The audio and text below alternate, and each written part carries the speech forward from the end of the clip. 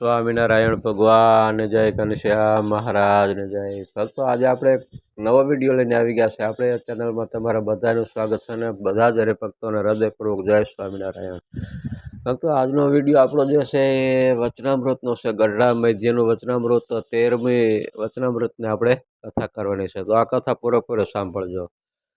અને જે હરિભક્તોને ઘરે ભગવાનની મૂર્તિ હોય અને કોઈ હરિભક્તોને ભગવાનના વાઘા ખરીદવા હોય તો અમારી પાસે ઓનલાઈન વાઘા મગાવી શકો છો. અમારો મોબાઈલ નંબર છે 6354451422 છે. આ નંબરમાં ફોન કરીને વધારે માહિતી લઈ શકો છો. હવે આપણે વચનામૃત 13ની કથા આરંભ કરીશું. તો આ કથા પૂરેપૂરી સાંભળજો. સંવંત 1878ના શ્રાવણ વદ અમાવસ્યાના દિવસે સ્વામી શ્રી સહજાનંદજી મહારાજ શ્રી ગઢડા મધ્ય દાદા ખાચરના દરબારમાં શ્રી વાસુદેવ નારાયણના મંદિરની ઓસરીએ ચાકડા ઉપર બિરાજમાન હતા અને ધોળો ખેસ પહેર્યો હતો તથા ધોળી ચાદર ઓઢી હતી ને મસ્તક ઉપર શ્વેત પાઘ બાંધી હતી અને પોતાના મુખારવિંદની આગળ મુનિ તથા દેશ દેશના હરિભક્તોની સભા ભરાઈને બેઠી હતી. પછી શ્રીજી મહારાજે પોતાના બેઉ ભુજ ઊંચા ઉપાડીને સર્વને સાના રાખ્યા અને પછી પોતાના મુખારવિંદની આગળ સ્તુતિ કરીને બેઠા. એવા જે સંત તે પ્રત્યે શ્રીજી મહારાજ એમ બોલતા હવા, જે હે સંતો, જે મોટેરા હોય ને વાતમાં સમજતા હોય તે આગળ બેસો ને આ એક વાત કહું છું તે સર્વે ચિત્ત દઈને સાંભળજો. અને આ જે મારે વાત કરવી છે તે કાંઈ દંભે કરીને નથી કરવી તથા માને કરીને નથી કરવી તથા પોતાની મોટપ વધારવા સારું નથી કરવી. એ તો એમ જાણીએ છીએ જે આ સર્વે સંત તથા હરિભક્ત છે તેમાંથી એ વાત કોઈને સમજાઈ જાય તો તેના જીવનું અતિ રૂડું થાય તે સારું કરીએ છીએ. અને આ જે વાત છે તે મારી દીઠેલ છે ને મારા અનુભવે કરીને પણ મેં સિદ્ધ કરી છે અને સર્વ શાસ્ત્રમાં પણ મળતી આવે છે. અને તે એ વાત સભામાં કર્યા જેવી નથી તો પણ સભામાં કરીએ છીએ. જે મારે સહજ સ્વભાવે એમ વર્તે છે, જે આ સંસારને વિશે જે અતિ રૂડો શબ્દ તથા અતિ રૂડો સ્પર્શ તથા અતિ રૂડો ગંધ તથા અતિ રૂડો રસ તથા અતિ રૂડું રૂપ, એ જે પંચ વિષય તેમાં હું મારા મનને બાંધવાને ઈચ્છું તો પણ નથી બંધાતો. તે એમાં અતિશય ઉદાસ રહે છે. અને એ જે મારા પંચ વિષય તથા નરસા પંચ વિષય એ બેય સમવર્તે છે. અને રાજા અને રંક એ પણ સમવર્તે છે. અને ત્રિલોકીનું રાજ્ય કરવું તથા ઠીકરું લઈને માગે ખાવું તે પણ સમવર્તે છે. અને હાથીને દોહે બેસવું તથા પગવાળા ચાલતું તે પણ સમવર્તે છે. અને કોઈક ચંદન તથા પુષ્પ તથા સારા વસ્ત્ર તથા ઘરેણાં ચડાવે તથા ધૂળ નાખે તે બેય સમવર્તે છે. અને કોઈક માન આપે તથા કોઈક માન ક્યારે કોઈક અપમાન કરે તે બેય પણ સમવર્તે છે. તથા સોનું રૂપું હીરો તથા કચરો તે બેય સમવર્તે છે. અને આ હરિભક્ત બહુ મોટો છે ને આ હરિભક્ત નાનો છે એમ નથી જણાતું. બધાય હરિભક્ત સરખા જણાય છે અને મારા અંતઃકરણને વિશે અતિ તીવ્ર વૈરાગ્ય વર્તે છે. તેનો પણ ભાર નથી જણાતો. જેમ કોઈ કે માથે પાણો ઉપાડ્યો હોય તથા રૂપિયાને સોના મોહરની વાસળી કેળે બાંધી હોય તેનો ભાર જણાય છે. તેમ ભાર નથી જણાતો અને મારે વિશે સધર્મ છે તેનો પણ ભાર નથી જણાતો તથા મારે વિશે જ્ઞાન છે જે હું બ્રહ્મ છું તેનો પણ ભાર નથી જણાતો અને આ જે હું ઉપર થકી કોઈક પદાર્થને વખાણું છું ને કોઈક પદાર્થને વખાણું છું તે તો જાણીને કરું છું અને જે પદાર્થને વિશે ઇન્દ્રિયોની વૃત્તિને બળાત્કારે જોડું છું તે માંડ તે પદાર્થ સન્મુખ રહે છે અને જ્યારે ઢીલી મેલું છું ત્યારે તરત પાછી વળી આવે છે. જેમ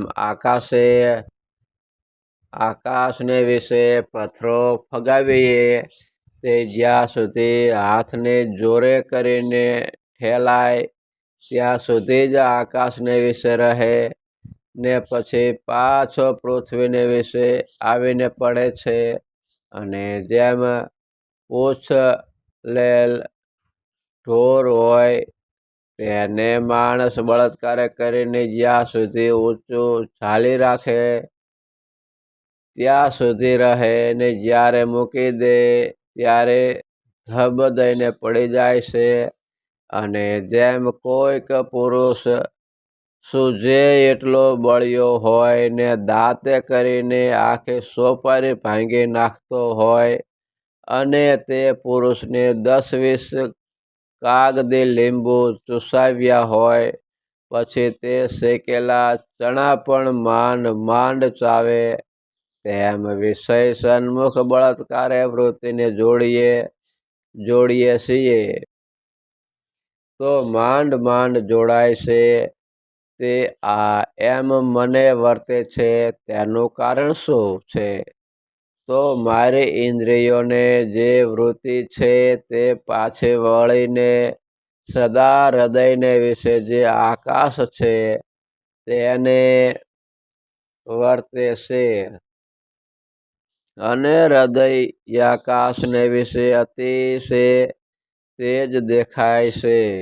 જેમ ચોમાસાને વિશે આકાશમાં વાદળ છાઈ રહ્યા હોય તેમ મારા હૃદયને વિશે એટલું તેજ વ્યાપી રહ્યું છે અને તે તેજને વિશે એક ભગવાનની મૂર્તિ દેખાય છે.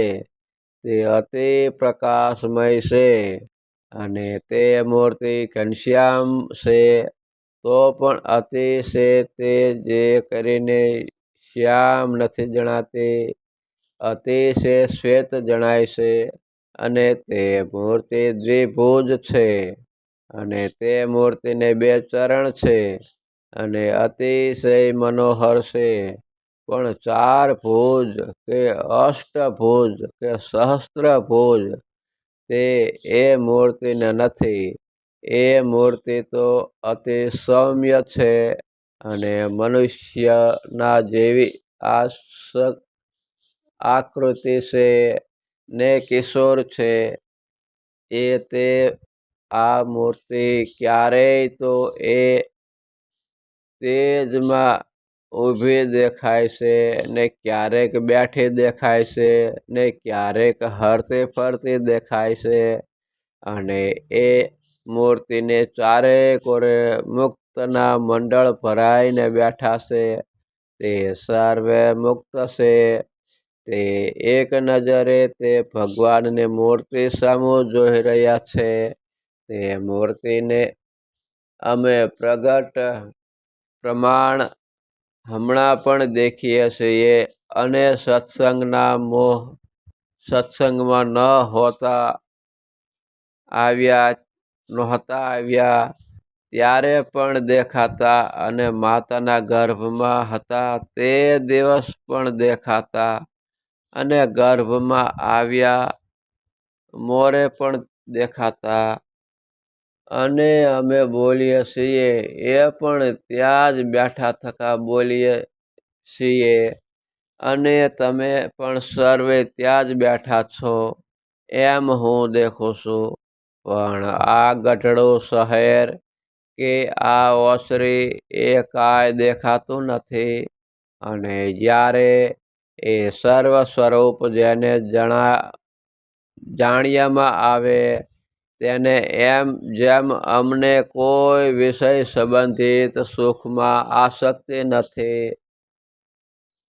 તેમ તે પુરુષને પણ કાંઈ આસક્તિ રહે જ નહીં અને તે સ્વરૂપને તો તમે પણ દેખો છો પણ તમારા સમજ્યામાં પરિપૂર્ણ આવતું નથી અને જ્યારે એ વાત સમજ્યામાં આવશે ત્યારે પંચ વિષય કે કામ ક્રોધાદિક સ્વભાવ તે જીત્યામાં પ્રયાસ થશે નહીં, સહેજે જીતાઈ જશે અને એ જે એક રસ તેજ છે તેને આત્મા કહીએ તથા બ્રહ્મ કહીએ, એ અક્ષરધામ કહીએ અને એ પ્રકાશને વિશે જે ભગવાનની મૂર્તિ છે તેને આત્માનું તત્વ કહીએ તથા પરબ્રહ્મ કહીએ તથા પુરુષોત્તમ કહીએ. તે જ ભગવાન રામકૃષ્ણાદિક રૂપે કરીને પોતાની ઈચ્છાએ જીવોના કલ્યાણને અર્થે યુગ યુગને વિશે પ્રગટ થાય છે.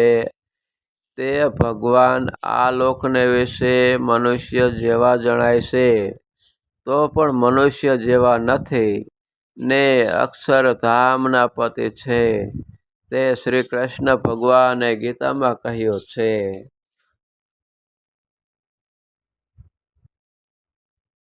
બોલો સ્વામિનારાયણ ભગવાનની જય. તો ભક્તો આપણે આગળની કથા આવતા વિડીયોમાં કરશું, ત્યાં લગીને મને રજા આપો. ઘનશ્યામ મહારાજની જય.